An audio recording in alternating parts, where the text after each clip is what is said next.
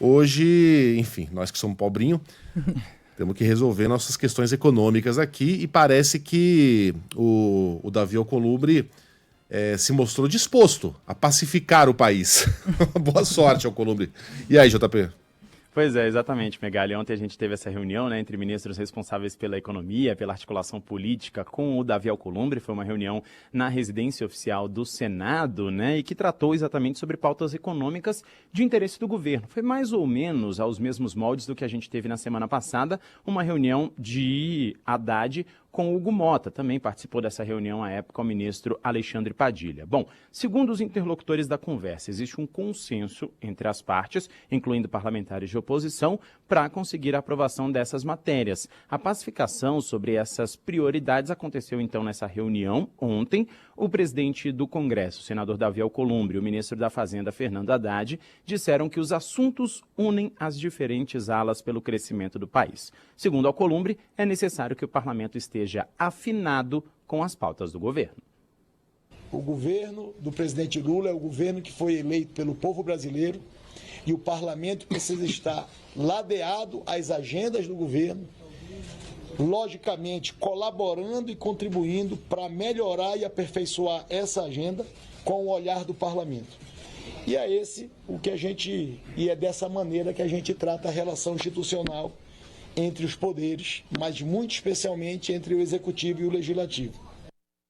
Bom, o ministro da Fazenda, Fernando Haddad, citou que, por não ser um ano eleitoral, provavelmente essas pautas tenham mais interesse e mais possibilidades de serem aceitas no Congresso e que, além das contas públicas, é preciso pensar na agenda de crescimento sustentável do país. Eu sempre insisto em dizer que, além da agenda das contas públicas, existe todo um trabalho para melhorar o potencial de crescimento do nosso produto interno bruto, que é o que vai facilitar a primeira agenda. Se o Brasil não crescer de forma sólida, sustentável, tudo fica mais difícil. Dividir um bolo pequeno é difícil. Quando você faz ele aumentar, você vai acomodando as pressões e vai tornando as contas públicas mais robustas. O Brasil cresceu nos últimos 2 anos quase 7%, também em função do que já foi aprovado pelo Congresso Nacional.